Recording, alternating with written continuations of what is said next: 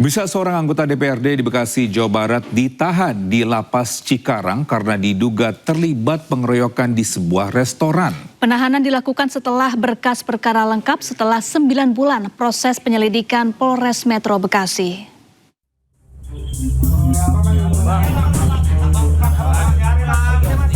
Anggota DPRD Kabupaten Bekasi, Nyumarno, bersama 2 tersangka lain resmi ditahan di Lapas Cikarang, Kabupaten Bekasi.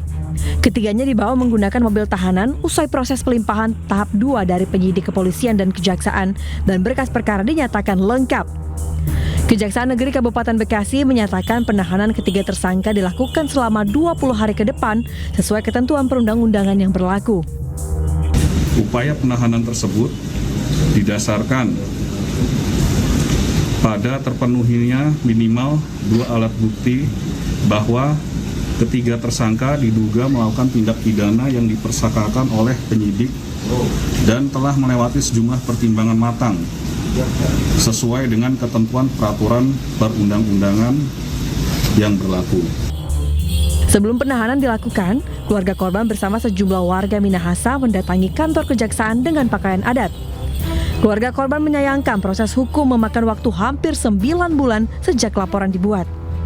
Bagian dari kami semua bersaudara, kami keluarga, ya keluarga kami, coba keluarga kalian digituin, apakah tidak mungkin akan lebih 10 kali seperti ini? Karena kami menghormati proses hukum, kami tidak mengambil yang namanya hukum adat.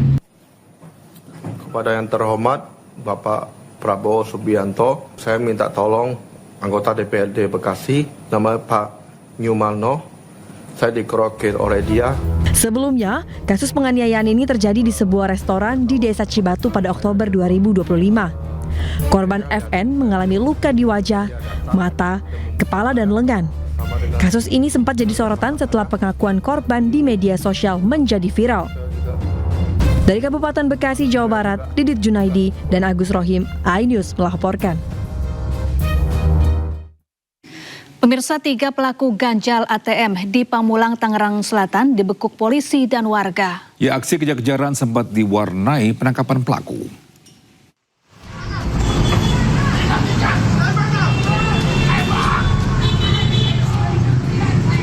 Suasana di sekitar RSIA Buah Hati, Pamulang, Tangerang Selatan mendadak menegangkan saat 3 pelaku ganjal ATM dikejar petugas dibantu warga.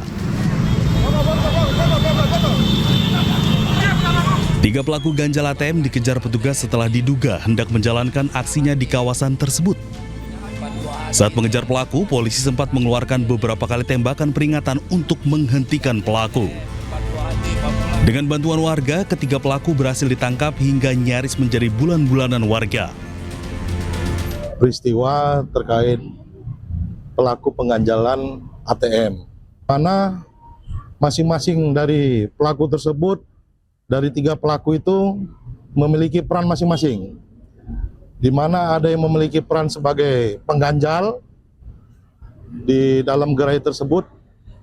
Begitu juga ada yang menawarkan kepada warga yang akan mengambil uang, dan satunya tersebut itu memantau di depan.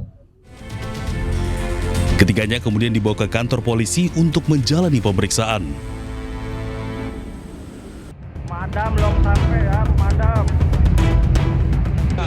Kebakaran melanda 4 kios pedagang makanan di Jalan Gabus, Pasar Minggu, Jakarta Selatan. Banyaknya material mudah terbakar membuat api dengan cepat membesar dan sulit dipadamkan. Akibatnya pemilik kios tidak sempat menyelamatkan barang mereka. Menurut warga, api berawal dari salah satu kios pedagang makanan yang mengalami kebocoran gas. Api berhasil dipadamkan usai 8 unit mobil pemadam kebakaran dikerahkan.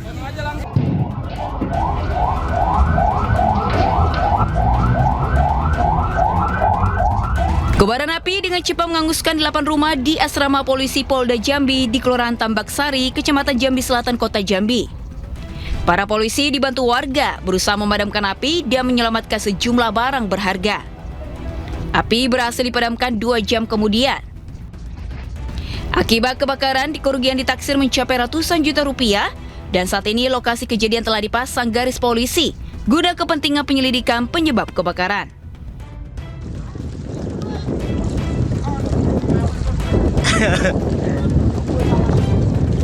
Muatan serta para kru kapal motor Gria Idola terombang-ambing di perairan Banyu Sangka, Kecamatan Tanjung Bumi, Kabupaten Bangkalan, Jawa Timur. Beruntung insiden kecelakaan ini cepat diketahui oleh para nelayan setempat. 8 kru kapal beserta sebagai muatannya akhirnya diselamatkan ke pinggir pantai utara Madura. Kapal motor pengangkut logistik ini tenggelam akibat dihantam ombak hingga mengalami kebocoran. Ke-8 kru kemudian menjalani pemeriksaan medis setelah sempat ditampung di rumah-rumah nelayan setempat. Tim Liputan iNews melaporkan.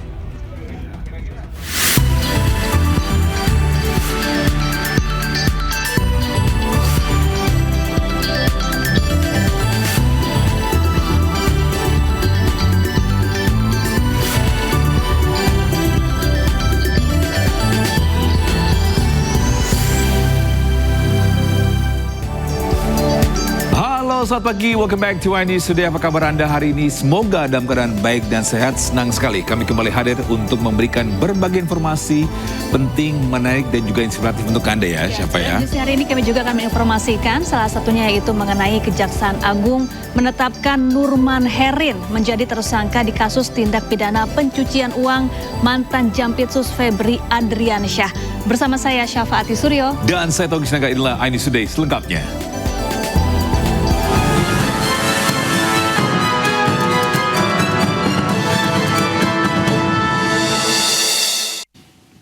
Ya, pemirsa, puluhan rumah warga terbakar di pemukiman padat penduduk di Makassar, Sulawesi Selatan. Puluhan unit mobil pemadam kebakaran dikerahkan ke lokasi untuk memadamkan api. Membesar api, butuh Mako belum tiba. Mako, tolong Pak Mako. Dari PLN juga bisa di backup dulu dari PLN. Kebakaran hebat terjadi di pemukiman padat penduduk di Jalan Sultan Abdullah II, Kota Makassar, Sulawesi Selatan, Jumat dini hari. Puluhan unit rumah hangus dalam kebakaran tersebut. Pihak Damkar Kota Makassar mengerahkan puluhan unit mobil pemadam kebakaran. Kobaran api baru berhasil dipadamkan setelah 3 jam. Tidak ada korban jiwa dalam kebakaran ini dan jumlah kerugian material masih belum dapat dipastikan. Data awal menyebut jumlah rumah yang terbakar sebanyak 80 unit. Sekitar 80-an, 2 RT. Itu masih sementara. Kalau rumah yang terbakar itu memang rumah permanen kah atau semi permanen? Banyak rumah panggung. Rumah seperti apa ini nanti harapan tak sama pemerintah ini setelah banyaknya korban terbakar rumahnya? Ya, secepatnya itu dikasih bantuan logistik dulu karena tahun itu mungkin keluarga yang lapar bagaimana. Penyebab kebakaran saat ini masih dalam penyelidikan oleh aparat kepolisian Polsek Talo, Kota Makassar, Sulawesi Selatan. Dari Makassar, Sulawesi Selatan, Muhammad Turbone, iNews melaporkan.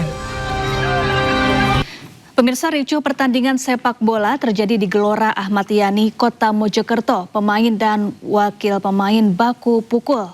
Ya, kericuhan terjadi diduga salah satu klub tidak terima dengan kekalahan lewat tendangan adu penalti.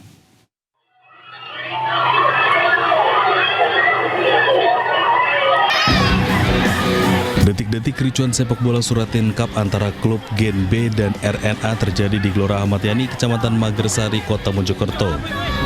Keributan tak hanya terjadi antar pemain tetapi juga melibatkan para orang tua.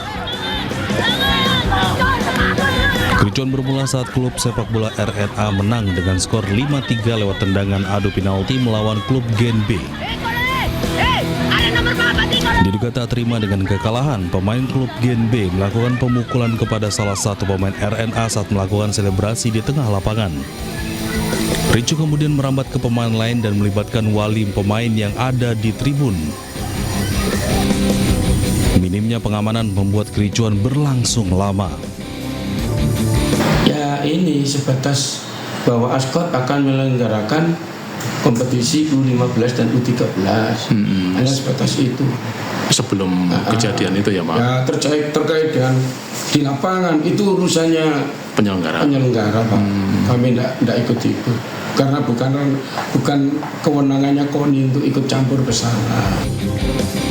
Pengurus KONI Kota Mojokerto meminta agar polisi mengusut penyebab kericuhan dan memanggil pihak-pihak yang terkait. Dari Kota Mojokerto, Jawa Timur, Salahuddin, iNews melaporkan.